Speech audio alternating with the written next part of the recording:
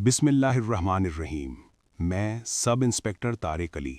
Police वालों की दुनिया में एक आम सा नाम। 15 साला नौकरी मैंने इतने मुकदमात देख लिए थे कि मेरे लिए मौत एक मामूल बन चुकी थी। लाश, खून और रोने वाले लोग बस एक फार्मूला सा बन गया था।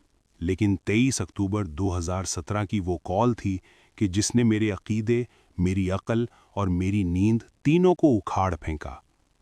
वो रात तकरीबन 11:30 बज रहे थे। कंट्रोल रूम से मैसेज आया कि नवाही गांव चक नंबर 43 में एक कमरा बंद मकान से बदबू आ रही है और पुलिस को इत्तला दी गई है। मैं अपने दो साथियों कांस्टेबल फैसल और ड्राइवर रफीक को लेकर फौरन रवाना हो गया। गांव शहर से तकरीबन 20 किलोमीटर दूर था। जैसे ही हम शहर की रोशनियों से निकले, अंधेरा गहरा होता चला गया। रास्ते में फैसल ने मजाक किया, सार जी, आज तो लगता है कोई जिन भूत वाला केस है। मैंने उसे डांट कर खामोश कर दिया, लेकिन अंधेरे में गाड़ी की हेडलाइट्स के अलावा कुछ नजर नहीं आ रहा था और मैं खुद भी एक अजीब सी बेचैनी महसूस कर रहा था। गांव पहुंचकर हमने वो मकान ढूंढ निकाला।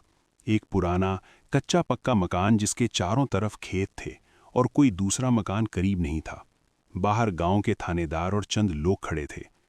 थानेदार सलामी देकर बोला, सार, 2 दिन पहले से दरवाज़ा बंद है, अंदर से बदबू आ रही है, घर वालों से राब्ता नहीं हो रहा। मैंने दरवाज़ा तोड़ने का हुक्म दिया। जैसे ही दरवाज़ा खुला, एक ऐसी बदबू आई जो मैंने अपनी पूरी नौकरी में कभी नहीं सूंघी थी। ये सिर्फ मुर्दा जिस्म की बदबू नहीं थी, बल्कि इसमें कुछ और मिला हुआ था। कुछ मीठा, कुछ जले हुए गोश्त जैसी बू और कुछ ऐसा जिसे अल्फाज में बयान करना मुमकिन नहीं। मैंने टॉर्च रोशन की और अंदर कदम रखा। मकान का अंदरूनी हिस्सा बिल्कुल वैसा नहीं था जैसा मैंने बाहर से देखा था। ये किसी अनपढ़ किसान का घर नहीं लग रहा था।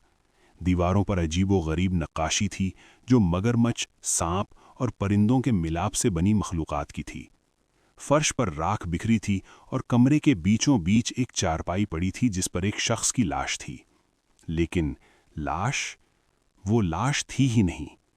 वो शख्स मुर्दा था, लेकिन उसका जिस्म खुश्क हो चुका था, जैसे बरसों पहले मर गया हो। आंखें खुली थीं, लेकिन इनमें पुतलियां नहीं थीं। मुंह खुला था और उसमें से एक अजीब तरह की काली रेत निकल रही थी। इसके हाथ पंजे की तरह बंद थे और उंगलियों में मिट्टी थी। सबसे अजीब बात इसके सीने पर लिखी तहरीर थी। किसी ने उसे जलाने वाली किसी चीज से लिखा था, वो आ गया है। कांस्टेबल फैसल पीछे हटकर बाहर निकल गया और कह करने लगा, मैं जम गया। ये कोई आम कत्ल नहीं था। मैंने अपने दिल को तसल्ली दी कि शायद ये कोई दीवाना था जिसने ये सब किया है। मैंने इलाके के लोगों से पूछकर शुरू की। मालूम हुआ कि ये मकान किसी हामिद नाम के शख्स का था जो तकरीबन 50 साल का था और अकेला रहता था। वो गांव वालों से ज़्यादा नहीं मिलता था। कभी कभार शहर जाता और वापस आता। गांव वालों के मुताबिक वो किसी दरगाह पर जाता था और वापस आकर कई कई दिन घर में बंद रहता था। मैंने गांव के चौपाल पर बैठकर मजीद मालूमात इकट्ठी करना शुरू की। एक बूढ़े ने बताया, बेटा, इस मकान का मामला पुराना है। ये मकान किसी जमींदार ने बनवाया था जो कई साल पहले दीवाना होकर मर गया। तब से ये मकान खाली पड़ा था। हामिद साहब तो 5 साल पहले आए थे यहाँ। एक दूसरे शख्स ने कहा, चचा, वो रात को जलती आग के पास बैठा करता था और किसी से बातें करता था। लोग कहते थे उसे जिन आते हैं। ये सब बातें मैं लिखवा रहा था कि एक नन्ही बच्ची जो कोई 7-8 साल की होगी आगे बढ़ी और बोली, चचा पुलिस वाले, हामिद चचा तो बीमार थे। वो कहते थे उनके कमरे में कोई रहता है। मैंने अक्सर उन्हें कमरे में बात करते सुना है। मैंने बच्ची से पूछा, बेटा, तुमने वो बात करने वाला कभी देखा? बच्ची ने गर्दन हिलाई। नहीं चचा, लेकिन एक रात मैं अपनी अम्मी के साथ उनके घर गई थी। हामिद चचा कमरे में नहीं थे, लेकिन कमरे में कोई और था। अंधेरे में आंखें थीं, 2 आंखें नहीं, बहुत सारी आंखें। बच्ची की बात सुनकर मेरे रोंगटे खड़े हो गए। बच्ची की मां ने उसे डांटकर वहां से हटा लिया और कहा, ये बच्ची झूठ बोलती है। रात बहुत हो चुकी थी। लाश को तहवील में लेकर हम वापस लौटे। मैंने सोचा सुबह पोस्टमार्टम की रिपोर्ट आने दो, फिर असल हकाइक सामने आएंगे। लेकिन वो रात मेरे लिए अजीब गुजरी। मैंने घर आकर खाना भी नहीं खाया। बराह रास्त सोने की कोशिश की, लेकिन नींद नहीं आ रही थी। अचानक मुझे अपने कमरे में अजीब सी सरसराहट सुनाई दी, जैसे कोई दीवारों में रींग रहा हो। मैंने लाइट ऑन की कुछ नहीं था। लाइट बंद की तो फिर वो आवाज, और उस आवाज में कुछ था, जैसे मेरे कान में कोई पुकार रहा है, कोई मेरा नाम ले रहा है, लेकिन आवाज किसी इंसानी जबान में नहीं थी। सुबह हुई तो मैंने खुद को समझाया कि ये महज वहम था।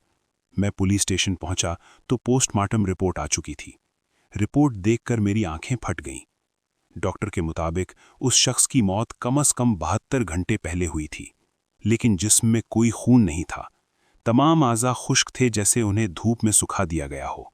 और सबसे हैरानकुन बात, उसकी मौत की वजह खौफ लिखी हुई थी। डॉक्टर ने नोट किया था कि उसके आंखों के पथले इस तरह सुकड़ गए हैं जैसे उसने मौत से पहले कोई इंतहाई खौफनाक मंजर देखा हो। दिल का दौरा पड़ने से मौत वाक़ई हुई, लेकिन वो खौफ जो उसे लाहक हुआ वो इंसानी हुदूद से बाहर था।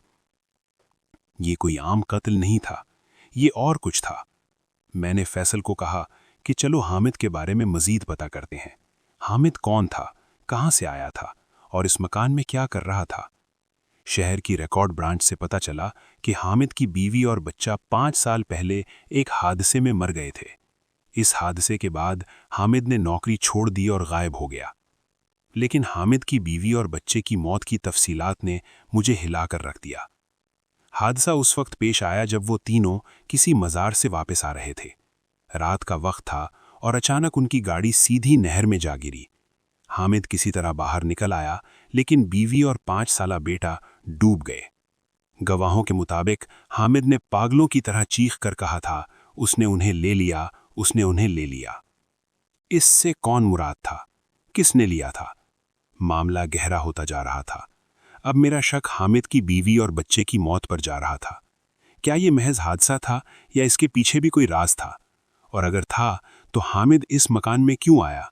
क्या वो किसी को ढूंढ रहा था या कोई उसे ढूंढ रहा था? मैंने फैसल को कहा कि चलो दोबारा गांव चलते हैं। इस बार हामिद के कमरे को अच्छी तरह छान मारते हैं।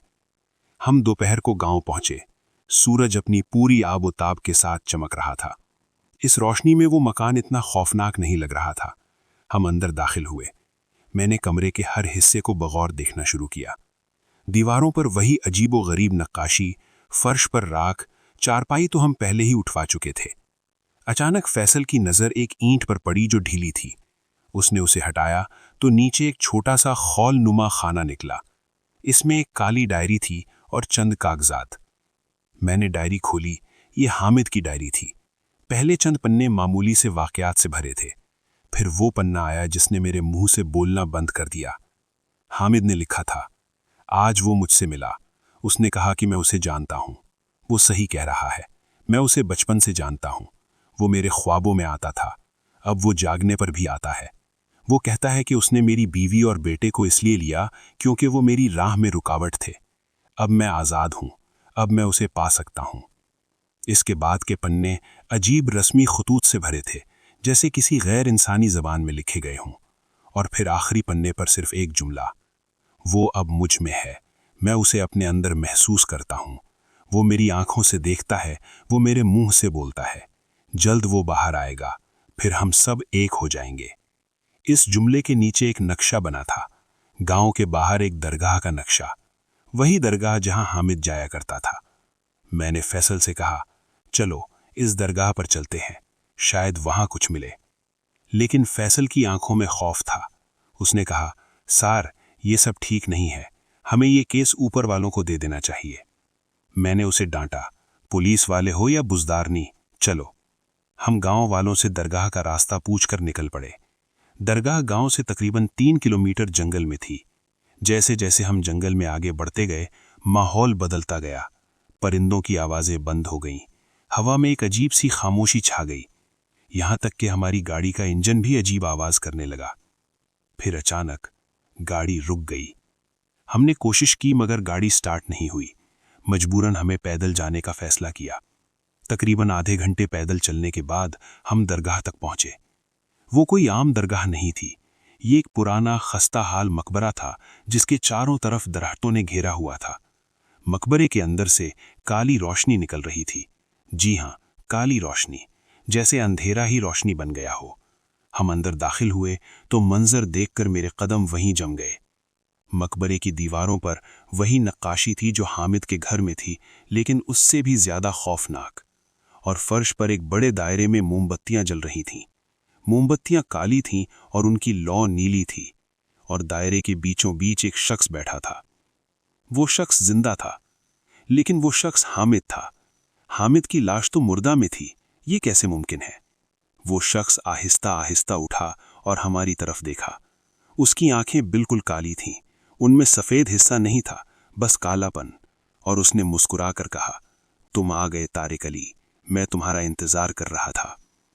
और ये आवाज़, ये हामिद की नहीं थी, ये कोई और था, कोई बहुत पुराना, बहुत ताकतवर और बहुत खौफनाक। मैंने बंदूक निकाली और गोली चला दी, लेकिन गोली उस शख्स को लगकर पीछे दीवार में जा लगी, और वो शख्स वहीं खड़ा मुस्कुरा रहा था। फिर वो हवा में गायब हो गया, और उसके गायब होते ही मकबरे की दीवारें हिलने लगीं, ज़मीन हिलने लगी, ऊपर से पत्थर गिरने लगे। हमने जान बचाने के लिए भागना शुरू कर दिया। हम किसी तरह जंगल से निकलकर गाड़ी तक पहुंचे। गाड़ी अब चल रही थी, हमने फौरन वहां से निकलने में ही आफियत समझी। वापस आकर मैंने फैसल को सख्ती से कहा कि इस दिन का वाकया किसी को न बताना। मैंने खुद भी उस वाकये को भुलाने की कोशिश की, लेकिन वो आवाज़, वो आंखें, वो मुस्कुराहट मेरे जहन में घर कर गई। और फिर अगली सुबह हमें एक नई इत्तला मिली। गांव से मुत्तसिल दूसरे गांव में एक शख्स मुर्दा पाया गया था। उसके सीने पर भी वही तहरीर थी, वो आ गया है। लेकिन इस बार तहरीर के नीचे एक और लफ्ज भी लिखा था, तारिक, मेरा नाम। दोस्तों, कभी कभी हमारी जिंदगी में कुछ ऐसे दरवाजे खुलते हैं जिन्हें खोलना हमारे बस में नहीं होता। लेकिन याद रखें, जो चीजें हम नहीं देख सकते, उनका वजूद हमारी सोच से कहीं ज्यादा हकीकी है। तजस्सुस इंसान को तबाह कर सकता है, लेकिन इससे भी बढ़कर तबाहकुन है वो इनकार जो हम हकायक से करते हैं। कभी कभी सबसे बड़ी बुज़दिली ये है कि हम मानने से इनकार कर दें कि वाकई कुछ गलत हो रहा है। अगली किस्त में देखिएगा कि कैसे इंस्पेक्टर तारिक अली का शक का दायरा वसी होता है। अब वो सिर्फ हामिद तक महदूद नहीं रहा, बल्कि उसे गांव के हर शख्स पर शक होने लगता है। हर शख्स उसके लिए मुश्तबा है। और फिर एक रात उसके घर में दाखिल होने वाली वो चीज़ जिसका वजूद मुमकिन नहीं, लेकिन जिसके पंजों के निशान आज भी उसकी दीवार पर मौजूद हैं। क्या तारिक इस राज को सुलझा पाएगा? कौन है वो जो हामिद के अंदर आया था, और क्यों लिखा गया तारिक का नाम? अगर आपको ये कहानी पसंद आई हो तो सब्सक्राइब करें कर्स्ड विस्पर्स को और दबाएं नोटिफिकेशंस वाली घंटी, क्योंकि अंधेरे में जो सरगोशियां होती हैं वो सिर्फ आपके कानों के लिए हैं। Subscribe to cursed whispers. अगली किस्त में मिलते हैं एक और खौफनाक रात। अल्लाह हाफिज।